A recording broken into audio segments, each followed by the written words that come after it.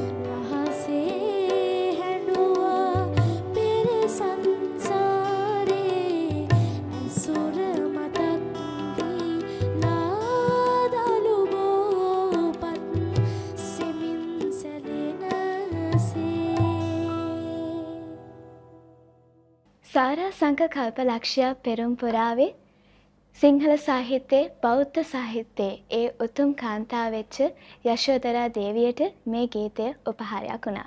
හරි ලස්සනට මල්ලි මේ ගීතය ගායනා කළා. ඉතින් මල්ලි මම ඔයාගෙන් මෙහෙම දෙයක් අහන්නම්. දැන් මල්ලි මේ සංගීතයට අමතරව තව මොන හරි කරනවද?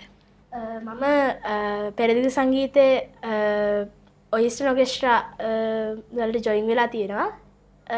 මම ඉස්කෝලේ වැඩ කටයුතු එක්ක ඒක කරගෙන යනවා. ඉතින් මල්ලිගේ අනාගත බලාපොරොත්තුව මොකක්ද? මගේ අනාගත බලාපොරොත්තුව තමයි සංගීත ගුරුවරයෙක් වෙන්න. ඉතින් මල්ලියේ හිතන විදිහටම ඒ දේ ඉටු වෙන්න කියලා මම ප්‍රාර්ථනා කරනවා. ඉතින් අද දවසේ මේ විදිහට ලස්සනට ගීත ගායනා කරන්න එකතු වෙන අපේ වාදන කණ්ඩායම අමතක කරන්න හොඳ නැහැ. ඉතින් අයියාගෙන් මම අහන්න කැමතියි මේ බටනලා වාදන ශිල්පය අයියා කොච්චර කාලයක් ඉඳන් පුරුදු වෙන දෙයක්ද? සාමාන්‍යයෙන් මං අවුරුදු 10ක් විතර තිස්සේ බටනලා වාදනය පුරුදු වෙනවා.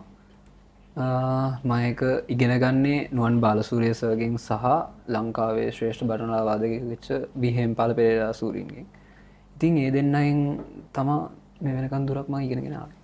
එහෙනම් අපි පුංචි කොටසක් වාදනය කරමුද? වාදනය කරන්න කැමතියි මං ඒ.ආර්. රහමාන්ගේ රෝජා සින්දුවෙන් පොඩි කොටසක්.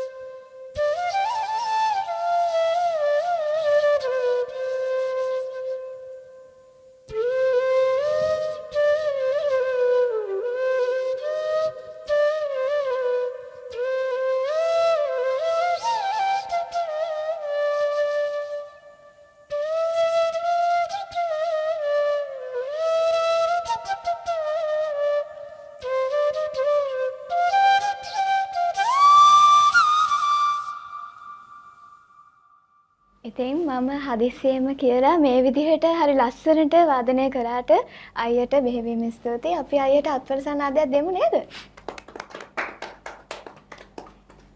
ඉතින් අපිත් එක්ක එකතු වෙලා ඉන්න මල්ලි තවත් ගීතයක් සෝදානම් කරගෙන ඉන්නවා. අපි ඒ ගීතයටත් යමු නේද මල්ලි? ඉතින් මං හිතනවා ඒ ගීතය අපේ හැමෝම ආදරය කරන ඒ නිහඬ චරිතය අප්පච්චි ගැන.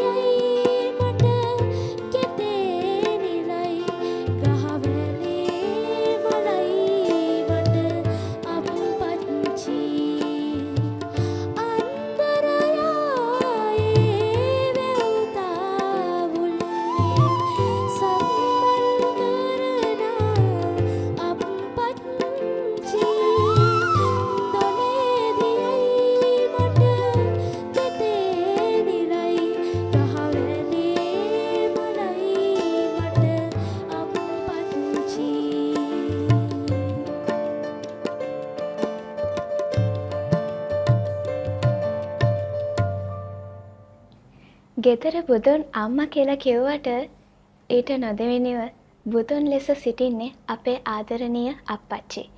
මතු බුදු වෙන්න පින් තියෙන ආදරණීය අප්පච්චිවරුන්ටම මේ උපහාරයක්ම වේවා. ඉතින් මල්ලි, ඔයාගේ අප්පච්චිත් මේ වැඩසටහන බලනවා. එයාට මොනවද කියන්න තියෙන්නේ? මට ඒ තැනට එන්න උදව් කරේ මගේ අප්පච්චි. මම එයාට ගොඩක් ආදරෙයි. ඔව් මල්ලි. ඉතින් බෙහෙවින්ම ස්තුතියි අපිත් එක්ක මේ විදිහට එකතු වෙලා ලස්සන ගීත දෙකක් ගායනා කරාට. ඉතින් අපිත් එක්ක තබ්ලා වාදනයෙන් එකතු වෙන අයියගේ මම අහන්න කැමති අයියට මේට අමතරව වාදනය කරන්න පුළුවන් තවත් සංගීත භාණ්ඩ තියෙනවද? මම ෆර්ගසන්ස් තමයි වැඩිපුර මේ වාදනය කරන්නේ. ඊට අමතරව මේ සින්දු කියනවා. ඒවා තමයි. ඉතින් අපිත් එක්ක තබ්ලා වාදනයෙන් එකතු වෙන අයියගේ මම අහන්න කැමතියි. මේ සංගීතය වාදනය කියන දෙයට අමතරව අයියා කරන දේවල් අපිත් එක්ක කතා කරමුකෝ. මම තබ්ලා වාදනය ඇරුණම ගීත ගායනා කරනවා.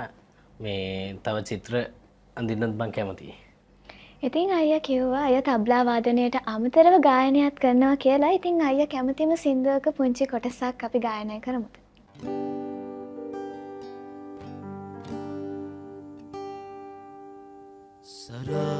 සරසඳේ සිනසෙලේ ගිලිහි වටිලා වලාතලේ ඔබේ දැසේ සිනා මැවිලා තනිවේ අඳුරේ සුසුමේ වෙලිලා තනිවේ අඳුරේ සුසුමේ වෙලිලා.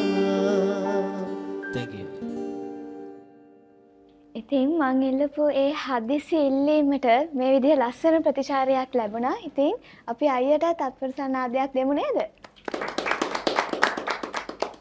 ඉතින් ඒ විදිහට වචනවලට හැඟීම් එකතු කරාම ඒ තරම් ලස්සන හැඬක් එනවා කියලා අපිට අද පිළිගන්න පුළුවන් වුණා.